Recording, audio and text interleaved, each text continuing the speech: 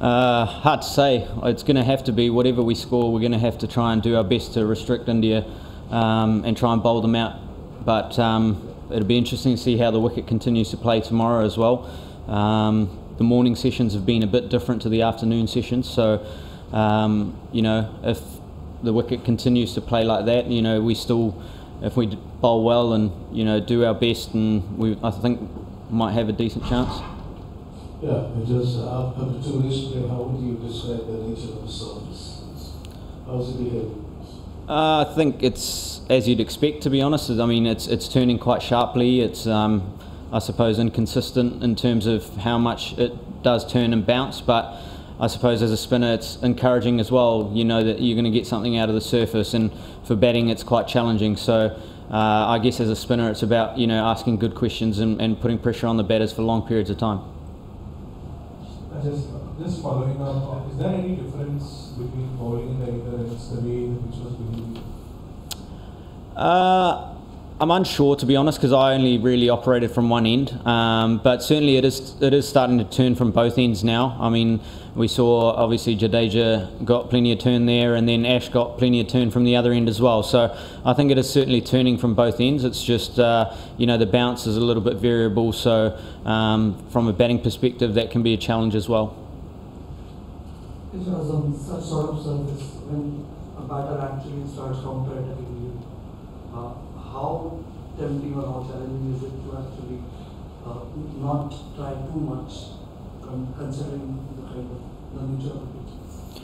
Yeah, I think when you come to surfaces like this, obviously there's two ways to bat on it. One, obviously you can be ultra defensive, or two, you can be ultra aggressive. We saw some batters take some options and other batters take other options. So as a bowler, it's really about putting the ball in good areas for long periods of time, and waiting, if they're attacking, waiting for a mistake and something to happen off the surface, or the surface to give you something. But it is still Test cricket. It's still about patience. It's still about controlling what you can control. After you've let the ball go, you have no idea what it's going to do. So it's just about keeping that simple. Just can you talk us through your another 5-wicket haul at Wankhede? What your today's performance, especially tough start to the day, that battle with Hunt, and then how did you come back? Yeah, I guess this morning I felt like I bowled really well, but Rishabh batted exceptionally. Obviously, he's been phenomenal throughout this tour, and he's kind of the player that's kind of put pressure back on us, regardless of the situation. And so, like I said earlier, it's about keeping things simple. It's about controlling what you can control. If you put the ball in good areas and they play a good shot, that's out of your control. So for me, it was just trusting that. And then also after lunch, we started to see a little bit more turn and a bit more assistance. So that's when that trust kind of paid off. And then it was about keeping that consistency and keeping that going, and making it as challenging as possible for batters, and putting the ball in good areas for long periods. By the way, that you know, Shubman Gill also played, and you know, there's a news of 90. Do you feel that that has been the defining innings so far in this game? And also, Darren, which is scoring a couple of half centuries. You should have the bat on this. Yeah, look, obviously it's not an easy surface to bat on, especially not now. And so runs, whatever they may be 15, 20, 30, are very valuable. So if you put that in context, you know, those runs are extremely valuable. So not only that, but I guess Rishabh's innings as well this morning was probably a big thing as well, because at the same time, if we get him out early, then that kind of changes the dynamics of the Indian innings as well, maybe. So it's really important. Every run out there counts, and I guess, you know, I'm still at the crease now, so my job is to try and put 10, 15, 20, whatever I can on the board, because I know that, you know, getting those 10, 15, 20 could be hard work at the back end of that other innings. Ajaz, just taking forward on that Rishabh Pant question, he counter-attacked you in Bangalore, now today here in Mumbai. How do you plan when you are taking on a batter like Rishabh Pant, like unorthodox shots and everything? Do you sit with the analyst, do you prepare a certain line, and then what's your preparation when you are preparing for a batter like Rishabh Pant? I mean, it's still about presenting the best ball that you can. At the end of the day, a good ball's a good ball. Like I say, what the batsman does with it is out of your control. As long as you're putting the ball in good areas and you have a good plan and a good set field, then it's about him taking the option, and he's been very, very good and taking the right options. And I guess, you know, it's waiting for him to make a mistake.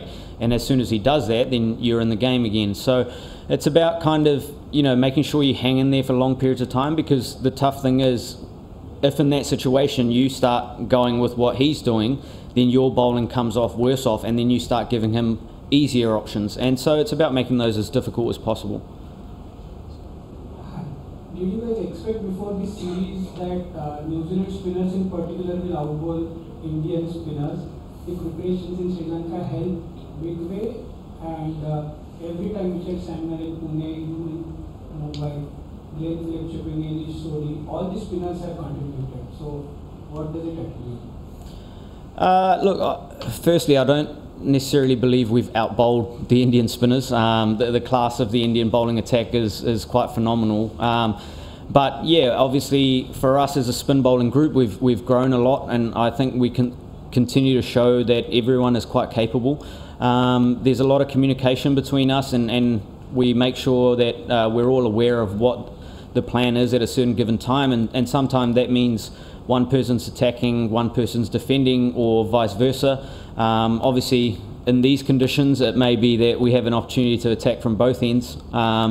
So it's just a matter of continuing to do good things for long periods of time. Certainly, Sri Lanka was a challenge as well. We bowled a lot of overs there, so that certainly helps when you're trying to get into a rhythm and get into a groove of bowling, especially coming off a big winter in New Zealand. So yeah, it certainly helped prepare us, I guess, to some degree coming to India as well. Just the last couple at the back. Just probably a similar question, but there's not a lot of test match experience in your spin attack, including Sampson in the last game. When you encounter conditions like this, what's the kind of, how do you ensure that you don't get carried away by what you see, either sitting in the change room or while you're out in?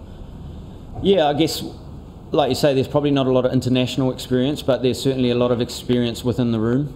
So I think we have a lot of conversations with the guys who do have experience, learn from what they've learnt in the past tours as well. But also we have a lot of first class experience. I mean, a lot of our guys have played a lot of first class cricket, so while they may not be in these conditions, we know that spin bowling is really about making sure you put the ball in good areas for long periods of time. And then when the wicket's assisting you the way that it is, it becomes even more of a challenge for batters.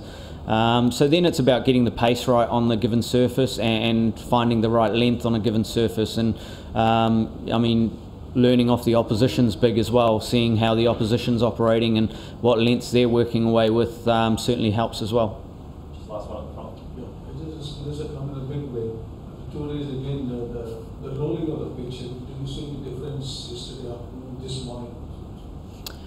Certainly, I think if we have seen the pattern in terms of the wicket, I guess over the last couple of days, in the morning it probably doesn't do as much as the afternoon, whether that's due to the rolling or whether that's due to the heat and the wicket drying up throughout the day, I'm unsure. So it'll be interesting to see how that wicket plays tomorrow morning, whether it kind of reacts the same way or whether it's a little bit different. So yeah, it's certainly, I guess in the morning, if it's not doing as much, trying to bat as long as possible so that we can wait for it to dry out and start turning again. Thanks everyone. Thank you.